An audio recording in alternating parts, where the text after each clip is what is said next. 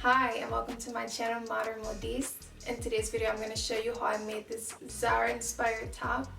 Here I'm going to show a picture of the top that I was inspired by on Zara's site. So if you'd like to see how I made this top, keep watching. Here's how I alter the pattern from my how to make patterns tracing your own clothes video. The sleeve pattern I used for this project is the sleeve pattern I made in my DIY puff sleeve top video. I cut 4 of these, 2 for the front and 2 for the back. Start by hemming the slanted edge of all 4 with a double fold hem. So I fold over 1/2 inch,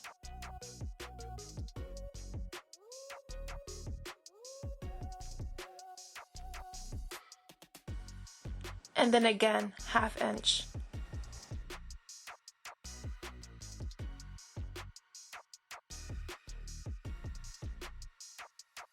Then cut off the excess fabric at the bottom of the folded edge.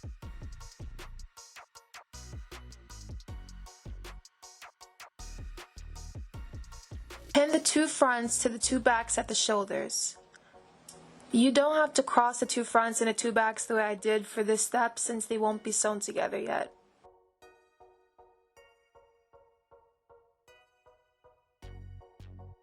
I sewed with a straight stitch, then finished the raw edge with a zigzag stitch.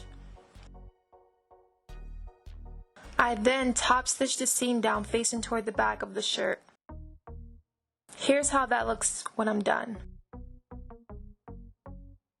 Now lay 1/2 of the front on the other half like this and pin in place.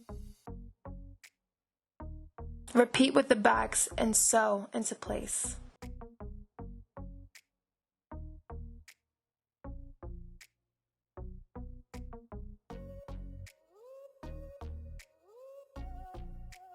For the sleeves, measure and mark 5 inches from each edge of the curved shoulder part of the sleeve. Then sew a long straight stitch between those marks to gather this part of the sleeve. Backstitch at the beginning but not at the end, and make sure you leave the thread long enough on the end, not backstitch, to pull to gather the sleeve. Now gather by pulling the top or bottom thread with one hand and the sleeve with the other. Repeat with the other sleeve. Mark 3 inches on either side of the shoulder seam of the top. Lay the sleeve on the top, right sides facing. Pin the sleeve to the armhole starting at the end.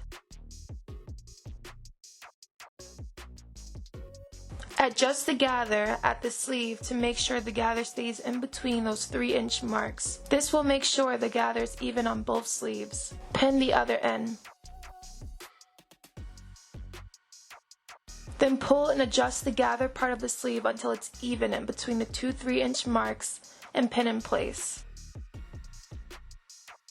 Carefully sew the sleeve onto the top.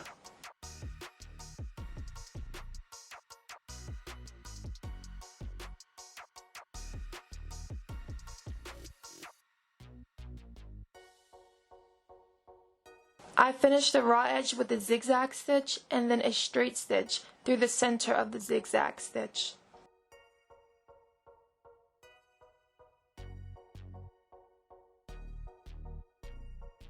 This is how the sleeves look finished. Close the sides of the top by pinning at the armpits and sewing from the armpit down the body, and then from the armpit down the sleeve.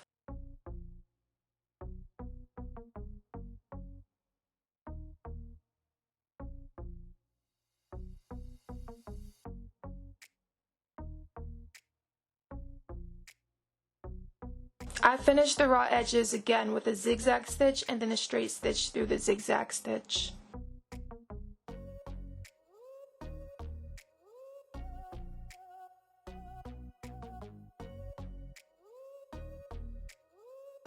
For the back strip, Hem the two long edges.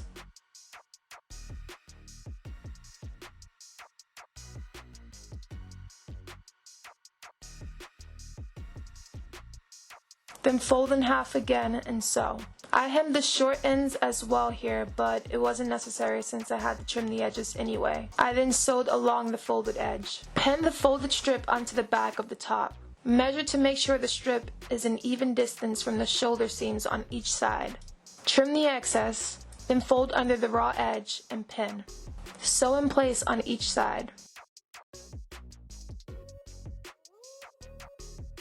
To finish the sleeves, cut 2 pieces of elastic to fit your wrist, plus seam allowance. Hem the edge of the sleeve, and then fold again. Make sure the fold is wide enough for the elastic, and sew, making sure to leave a gap to feed the elastic through. Use a safety pin to help feed the elastic through the casing.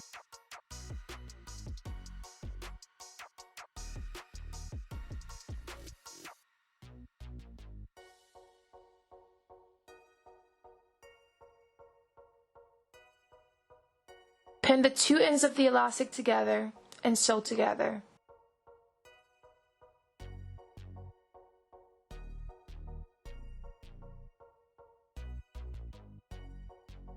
Pull the elastic into the casing and sew the opening closed.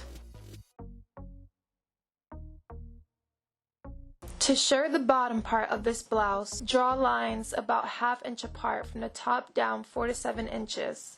Since there are lines in this print, I'm going to follow the printed lines instead of drawing the lines. You'll need elastic thread for this. Wind a bobbin with the elastic and thread it into your sewing machine like normal. Sew along the lines. Start and end each line with a back stitch.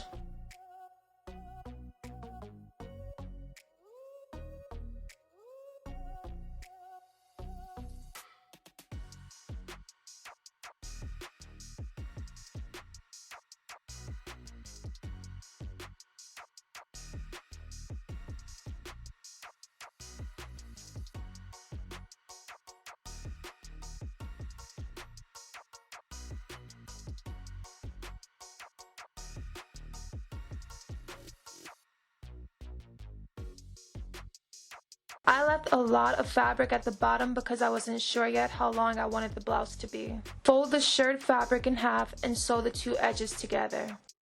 I didn't sew all the way down to the bottom since I knew I'd be cutting some of the excess fabric off. Pin the shirred fabric to the top, right sides facing at the 2 sides and the center front and back. Sew together with a zigzag stitch and stretch the shirred fabric to match the length of the top's edge from pin to pin.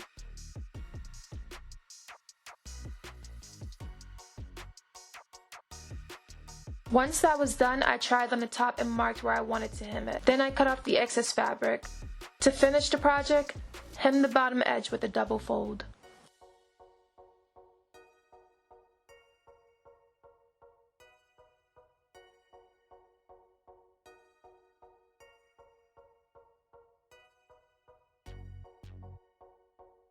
Thank you for watching. I hope you enjoyed the video. If you did, be sure to like and subscribe for more.